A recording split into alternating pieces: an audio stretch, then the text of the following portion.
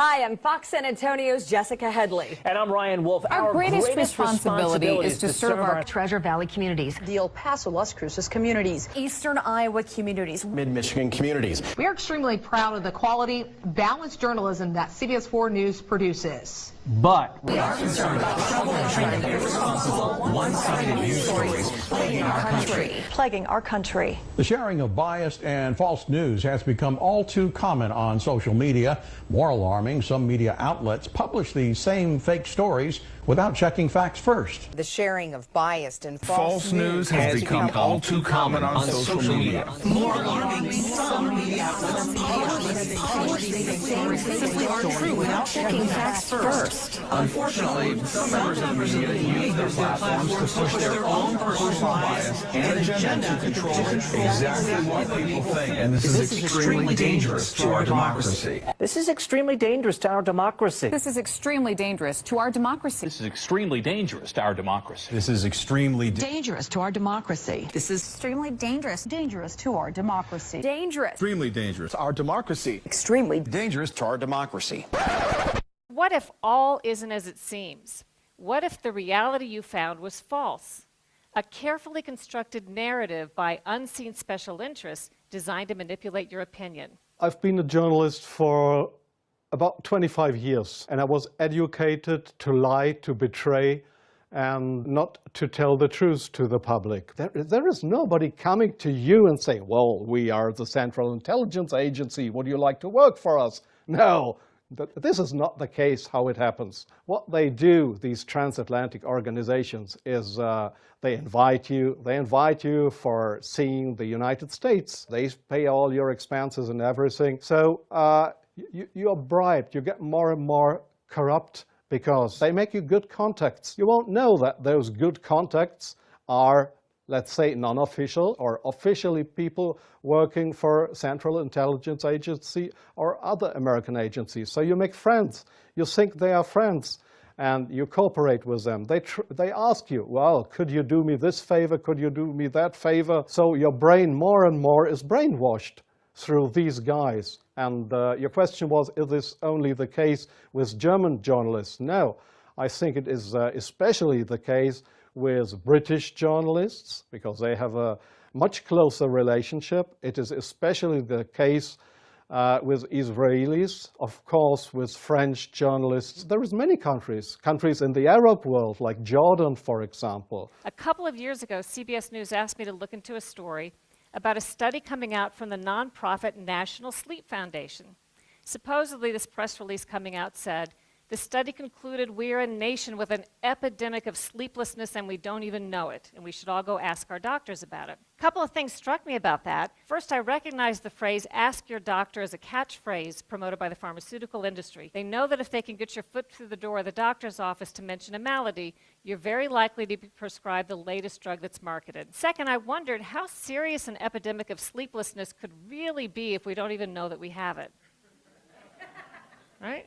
It didn't take long for me to do a little research and discover that the National Sleep Foundation nonprofit and the study, which was actually a survey, not a study, were sponsored in part by a new drug that was about to be launched onto the market called Lunesta, a sleeping pill. I reported the study as CBS News asked, but of course I disclosed the sponsorship behind the nonprofit and the survey so that viewers could weigh the information accordingly. All the other news media reported the same survey directly off the press release as written without digging past the superficial. It later became an example written up in the Columbia Journalism Review, which quite accurately reported that only we at CBS News had bothered to do a little bit of research and disclose the conflict of interest behind this widely reported survey. Special interests have unlimited time and money to figure out new ways to spin us while cloaking their role. Surreptitious astroturf methods are now more important to these interests than traditional lobbying of Congress. There's an entire industry built around it in Washington. What is astroturf? It's a perversion of grassroots, as in fake grassroots. AstroTurf is when political, corporate, or other special interests disguise themselves and publish blogs, start Facebook and Twitter accounts, publish ads, letters to the editor, or simply post comments online to try to fool you into thinking an independent or grassroots movement is speaking. The whole point of AstroTurf is to try to give the impression there's widespread support for or against an agenda when there's not. AstroTurf seeks to manipulate you into changing your opinion by making you feel as if you're an outlier when you're not. One example is the Washington Redskins name. Without taking a position on the controversy, if you simply were looking at news media coverage over the course of the past year or looking at social media, you'd probably have to conclude that most Americans find that name offensive and think it ought to be changed. But what if I told you 71% of Americans say the name should not be changed? That's more than 2/3. AstroTurfers seek to controversialize those who disagree with them. They attack news organizations that publish stories they don't like, whistleblowers who tell the truth, politicians who dare to ask the tough questions, and journalists who have the audacity to report on all of it. Sometimes the intelligence agencies, they come to your office and want you to write an article. The German Foreign Intelligence, Bundesnachrichtendienst, they wanted me to write an article about Libya and about Colonel Muammar Gaddafi. They gave me all these secret informations, and they just wanted me to write, to sign the article with my name.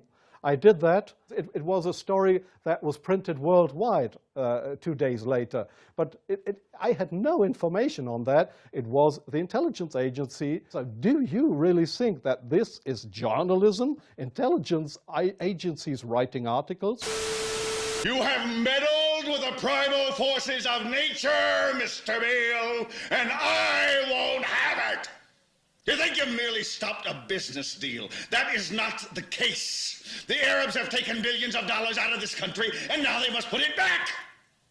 It is ebb and flow, tidal gravity. It is ecological balance. You are an old man who thinks in terms of nations and peoples. There are no nations. There are no peoples. There are no Russians. There are no Arabs. There are no third worlds. There is no West.